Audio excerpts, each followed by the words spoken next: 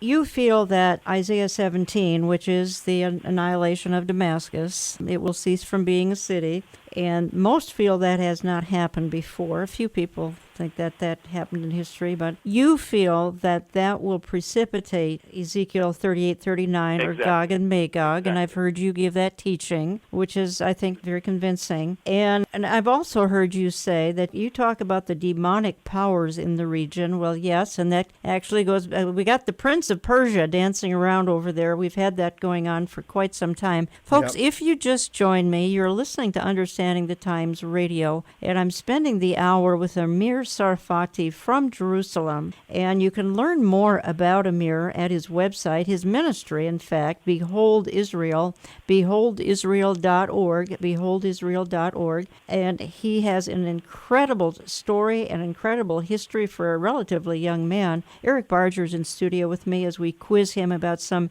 Middle East-related activities because he's one of my speakers this fall, October 2nd, 3rd, Grace Church, Eden Prairie, that's just outside of Minneapolis, Minnesota. And there's no cost, no registration. He'll be joining Dr. Robert Jeffress, Pastor Jack Hibbs, Michelle Bachman, Amir Sarfati. We'll all be talking. Eric will be there. I'll be there. We'll be talking about some of the issues of the day, the headlines. We'll try to make sense of the headlines. And if you think they can't be made sense out of, you're wrong. They can, because they're all outlined in the Bible. And nobody explains it better, honestly, than Amir Sarfati. We're so pleased to be having him with us this fall. And Amir, I have heard you in some of your conversations with Jack Hibbs, and it's been most interesting as you two discuss some of the issues of the day. Do you have a time frame at all for when this, and obviously we've got a war going on in Syria-Iraq region, a time frame when this catastrophe could take place? Behold Israel is a non-profit organization, so I'm not a prophet. You're not a prophet. I get it.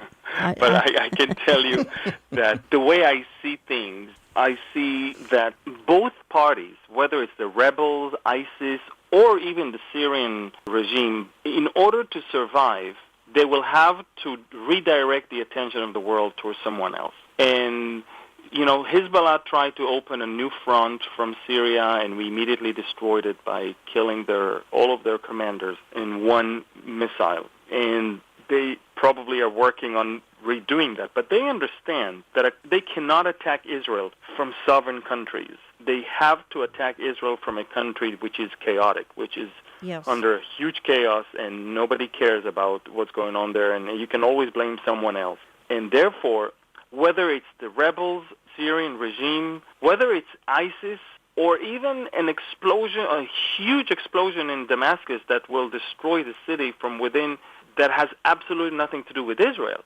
all of the above will result with blaming Israel for that, which is going to happen. Israel is ready. We're ready to attack. In fact, we are attacking Damascus almost every few months. We're attacking storages of weapons and missiles and rockets that are making their way towards Lebanon, towards the Hezbollah. We're very concerned about unconventional weapons that might be held in Syria and will fall in the wrong hands.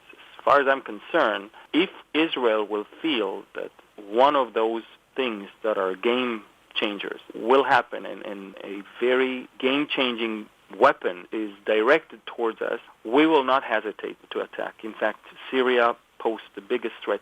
Hamas is not a big threat for Israel. We learn how to deal with their rockets, with their tunnels. We have great, very strong alliance with the Egyptian current government right now. In fact, they're more effective in fighting terrorism than any other government ever before in the history of Egypt. We have great understanding with the Lebanese that if they don't do anything, we won't attack. So if there is a danger to Israel right now from anywhere around us in the first tier of countries surrounding us, it's going to be Syria.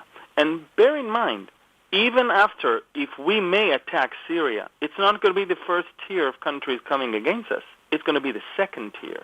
It's going to be countries that are not bordering with Israel. It's going to be Iran. It's going to be Turkey, Sudan, Libya. Those countries don't have any border with Israel, and those countries don't have any history of being defeated by Israel, whereas the surrounding countries around us have all felt the hand of the IDF throughout the years. And so I always say first tier learned its lesson in the first 60 years of Israel.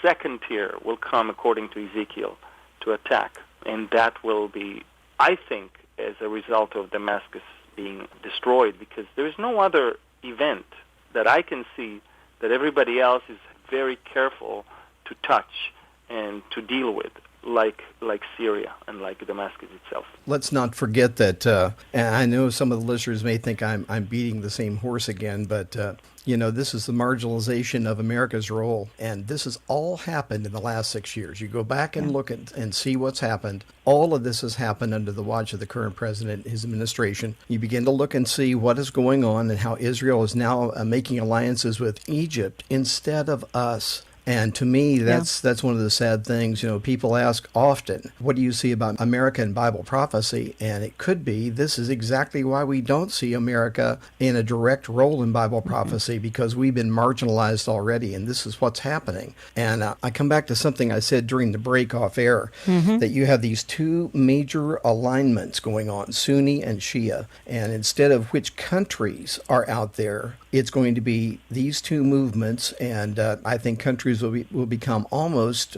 irrelevant as time moves on, because it will be the ISIS movement on one side, and I believe the other side will be just as vicious because they see what ISIS has done with their barbarism. Man, it's an exciting time to have your Bible open and have an understanding that God is allowing these things to take place, right down to the destruction of the oldest city in civilized history, that is Damascus. Yeah. Boy, it's exciting. Again, Eric and Amir, I guess the key word, I think, when we're talking eschatology, end time events, is the word convergence. So many things are coming together at the same time.